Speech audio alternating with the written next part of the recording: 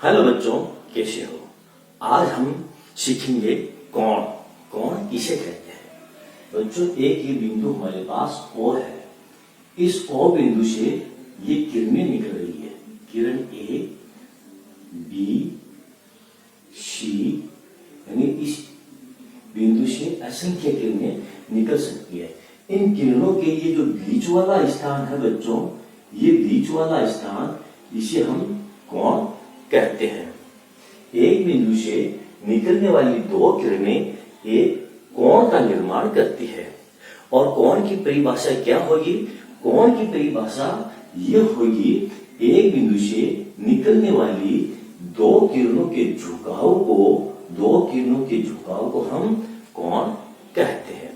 Okay बच्चों, चलो आप सीख गए कोण किसे कहते हैं और एक बिंदु से निकलने वाली दो किरणें एक कोण का निर्माण करती है। ओके, चलो अब हम देखते हैं कोण कितने प्रकार के होते हैं। सबसे पहले हम बात करेंगे सरल कोण की। ये एक सरल रेखा है और इस सरल रेखा के ऊपर बनने वाला ये कोण सरल कोण कहलाता है।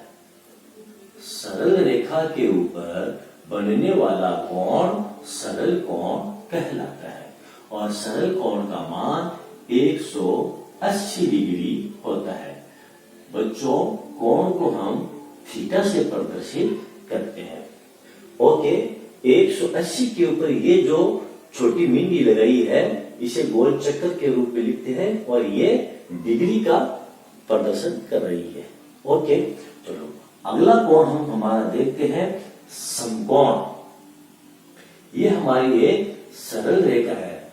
बच्चों, यदि एक सरल रेखा के ऊपर यदि हम एक लंबवत रेखा डाल दें तो हमें समकोण प्राप्त होता है। समकोण किसे कहते हैं। एक सरल रेखा के ऊपर एक लंबवत रेखा डालने पर जो कोण प्राप्त होता है वह कोण समकोण कहलाता है। दूसरे शब्दों में हम इसको ऐसे समझ सकते हैं, यदि हमारा ये जो सरल कोण है, इस सरल कोण को हम दो बराबर भागों में डिवाइड कर दें। ये जो हमारा सरल कोण है इसको यदि हम दो बराबर भागों में डिवाइड कर दें तो ये जो सरल कोण है दो समकोणों में तब्दील हो जाएगा। हमें दो समकोण प्राप्त होंगे। इस प्रकार जो समकोण होता है उसका मान कितना होता है। समकोण जो होता है वो 90 डिग्री का होता है। क्यों? क्योंकि समकोण जो होता है वो सरल कोण का आधा होता है। ओके बच्चों, ये था हमारा समकोण। अब चलो अगला देखते हैं। अगले हमारे पास है न्यूनकोण। न्यूनकोण बच्चों, नाम से पता चलता है न्यूनकोण वह कोण जो समकोण से छोटा हो न्यूनकोण कहलाता है। न्यूनकोण की डेफिनेशन क्या है। वह कोण जो समकोण से छोटा हो न्यूनकोण कहलाता है। बच्चों, ये देखो, ये हमारा समकोण है। ये क्या है। ये हमारा समकोण था। इस समकोण से यदि ये जो रेखा है ये इस अंतर की तरफ झुक जाए तो जो बनने वाला कोण है वो समकोण से छोटा होगा और वो क्या कहलाएगा। न्यूनकोण कहलाएगा। इस प्रकार न्यूनकोण का जो मान होता है वो 90 डिग्री से छोटा होता है। क्योंकि ये समकोण से छोटा है इसलिए इसका मान जो होता है वो 90 डिग्री से छोटा होता है। ओके बच्चों, चलो अब हम देखते हैं। ये हमारा एक सरल रेखा है और बच्चों ये हमारा क्या था, डॉट डॉट, ये हमारा समकोण था। यदि इस समकोण को हम आगे बढ़ा दें तो अब हमारा कोण कौन सा हो गया बच्चों। अब हमारा कोण हो गया ये और ये समकोण से बड़ा है इसलिए हम इसे कहते हैं अधिक कोण। ये हमारा जो कोण है ये अधिक कोण कहलाता है। तो इसकी परिभाषा क्या होगी। वह कोण जो समकोण से बड़ा हो अधिक कोण कहलाता है। अब यहाँ पर एक इसमें बाउंड्री और दी गई है। वो बाउंड्री क्या है? वो बाउंड्री ये है कि अधिक कोण जो होता है वो समकोण से तो बड़ा होता है, लेकिन ये हमारा सरल कोण से छोटा होता है। ये हमारा सरल कोण है, ठीक है ना। अभी देखो ये कोण और बाकी बचा ये कोण, इसको पूरे को अगर हम मिला दे तो ये हमारा सरल कोण बनता है, समकोण यहीं तक है। तो इसका मतलब ये हुआ कि हमारा जो अधिक कोण है वो समकोण से तो बड़ा होगा, लेकिन ये अधिक कोण यहीं तक है, अधिक सरल कोण से छोटा होगा। ओके, अधिक कोण जो होता है वो समकोण से क्या होगा? हमारा 90 डिग्री से तो बड़ा होगा, लेकिन ये 180 डिग्री से क्या होगा? छोटा होगा। 180 डिग्री से क्या होगा? छोटा होगा। ओके, हो गए यहां तक। चलो अब हम देखते हैं हमारा अगला कोण।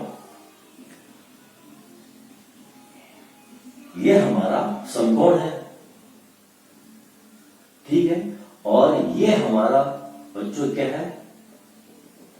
ये हमारा सरल कोण है। ये समकोण है और ये हमारा सरल कोण है, और ये सरल कोण कहां से जा रहा है?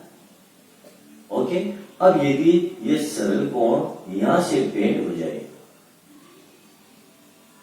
तो कोण बनने वाला कोण कौन सा होगा? हमारा ये कोण होगा, और इस कोण को हम कहते हैं प्रतिवर्ती कोण।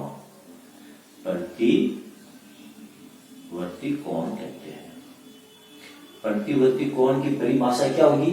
वह कोण जो सरल कोण से बड़ा हो लेकिन संपूर्ण कोण से छोटा हो। संपूर्ण कोण कौन सा हुआ?